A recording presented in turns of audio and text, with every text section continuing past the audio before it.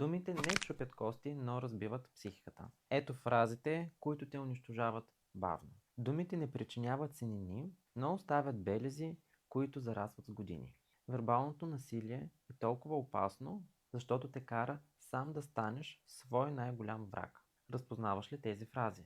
Нищо ти няма. Само се внушаваш. Ако ме обичаше, нямаш да го правиш. Ти за нищо не ставаш без мен. Това беше просто шега. Нямаш ли чувство за хумор?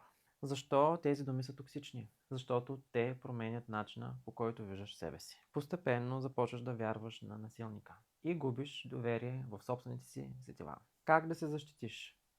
Не приемай тези думи за нормални. Никой няма право да дефинира твоята реалност. Никой няма право да ти казва как да се чувстваш или каква е стойността ти. Ако разпознаваш тези модели в живота си, време е да поставиш граница. Сподели долу в коментарите коя фраза те е карала да се чувстваш най-незначителен. Нека изкараме тези думи на светло и си помогнем взаимно.